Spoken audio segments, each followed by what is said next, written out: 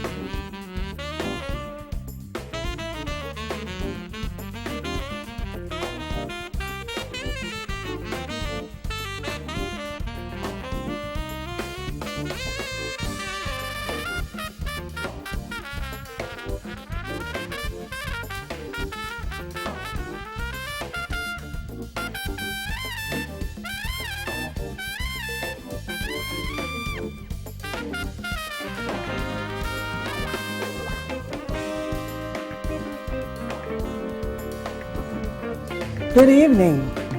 Welcome to God's Glory. I'll be your host for this evening. I'm Minister Fletcher. And my guest is Pastor Capitolins.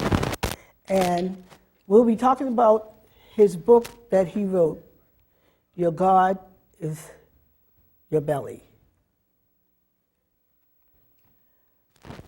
Pastor, I would like to ask you, first of all, what prompted you to write this book? Even before answering your question, let me thank you very much and thank your kind people around here for the way we have been treated. I see the exceptional kindness and the hard work that you put in the studios. Thank you very much. Many years ago, in answer to your question, many years ago, I looked around for a book on fasting. And I looked in all the bookstores in the Caribbean. I lived in the Caribbean at that time. Mm-hmm. And to my amazement, there was no book on the fasting. And I vowed that I would write a book on that subject, fasting. Mm-hmm. That was my prompt. Mm-hmm. Can you explain to us what's the meaning of the title? Your God is your belly. God is whosoever is boss in our lives. So if your belly is your boss, you know, and let's say, for instance, if the belly say eat, and common sense say do not eat, you know, or wisdom say do not eat, but the belly is crying, I would like some food, I would like some food, and if we are always obedient to the belly, then belly becomes boss and belly becomes God.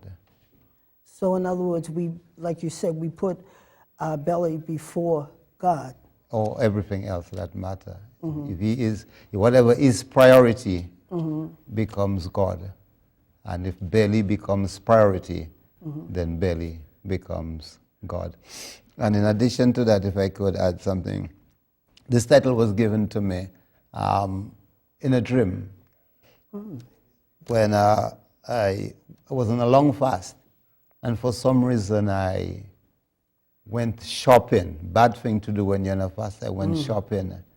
And during the time that I was shopping, there was the temptation to eat. I knew God wanted me to fast, but there was that temptation to eat, and I just could not resist the temptation. And I broke this nice fast, and I went eating. And during the night, once I was asleep, a voice came to me and said to me, "Your God is your belly." I was upset. I rose to my own defense. I mean, me, God, look at me. I mean, I've been fat. Yes, your God is your belly. And then the voice continued to say, well, whomsoever you yield yourself, servants to obey, his servants you are, to whom you obey.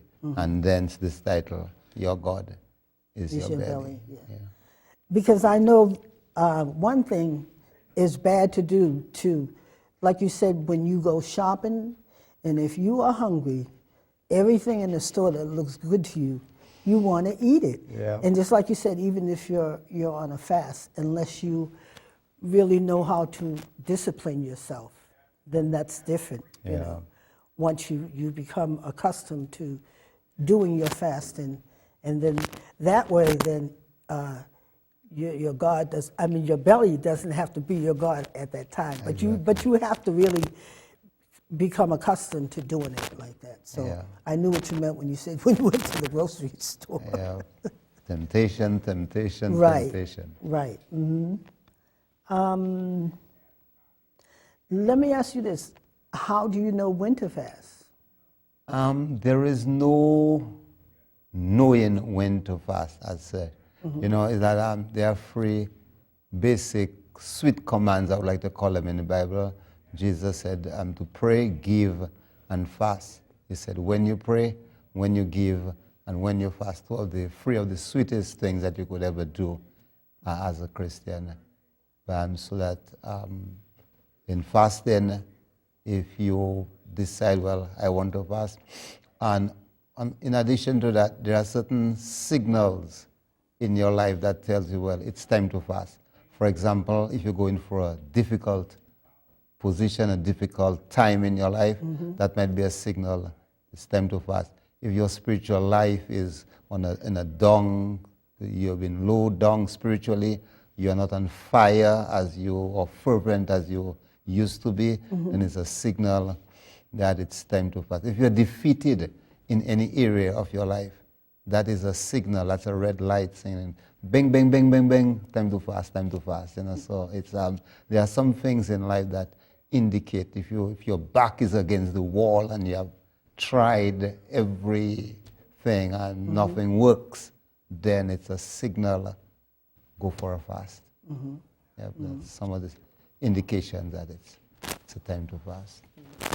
So do you really try to stick to what you have written in this book? Oh yeah, I make it what I could call it regulation or regime, like once a week, every one day, every Tuesday. Like today is my fasting day. I call it a dry fast Tuesday. You know, every day, like the first month in every year, we go for, like in January, we'll be going on a 21-day fast. So we make it a routine, a practice, because it's a good practice to develop fasting. It brings your entire body under subjection, so to speak. It is the greatest proof of producer of humility, fasting.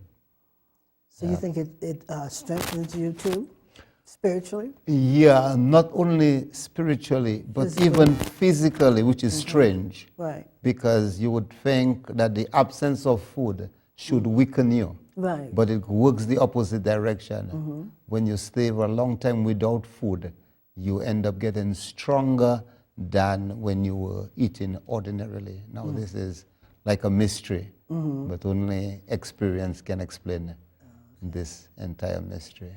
Have you experienced the Daniel fast? Have you done that? The Daniel fast is what one might call a partial fast. Yes, we have tried Daniel fast, but I define fasting in two words: eat nothing. Um, Anything else is maybe a partial fast, like what Daniel would call it a partial fast. But fasting in itself is the science or the ability to eat nothing, whether for a week, a day, or for example, when you go to sleep at night, you will be on a fast. When you wake up next day, your first meal will be a break fast. Okay, I understand what you're saying, while you're sleeping. So, being on this fast without food, would you drink? Would you drink liquids? Water. Just plain Yeah, water? yeah, if you want water. Well, I don't know if I would really count that a fast during sleeping, because you're asleep anyways and you're not going to eat anything. It is. So I don't know if I would count that in with, like doing a fast. I feel like if you're going to do it, it would be like during the day. Well, for instance, like you could stop like you said, 12 o'clock at night. But like I said, through the night, you're not going to eat anyways. And then the next day, like to maybe 5 o'clock that next evening. Well, during the night, the body itself is automatically fasting. So it's not a fast that you apply or implement or improvise by your own self. The body itself is fasted during the night, and the body the inner parts of the body takes a nice rest, and the body itself, the inside, the stomach, deserves a rest. Sometimes I call fasting a vacation, So the stomach is on vacation during a fast, and everyone needs a vacation, including the stomach. I agree to that. So tell us a little bit about your mother. I was looking on the back of your book, and you had talked about your mother when you had went to see her. Yeah, are you referring to my mother or the greatest woman in the world? All right, the same thing. My mother, it's, I might have to have some kerchief or nappies to tell you about my mother. But years ago, my mother got herself involved with a guy, and she got pregnant, my father. And because of the situation, it was a kind of rape situation. And so my grandfather advised her to abort the baby. But my mother was stubborn, young girl, she was stubborn. She refused to abort the baby. And so her father kicked her out of the house. Her mother would not accept her into the house, so she was pregnant with a baby and no mother, no father. She fought it out until, the rest is history. I don't want to be crying over TV, so I'm not going too deep. It's okay. So that brought you here. Yeah, that brought me here, a stubborn mother who would decide she would not abort her baby. Okay. In spite of the situations of the pregnancy. And your family, I believe you have a wife and children? We got a wife and 7 children, 7, 5 plus 2, or 4 plus 3. 7 children, and we all live in Boston. I was going to ask now. you, they're all here. Oh, okay. Okay. Let me see. How about now fasting? Okay. We're going to go for a break. And anyways, let me ask you about fasting, about curing diseases.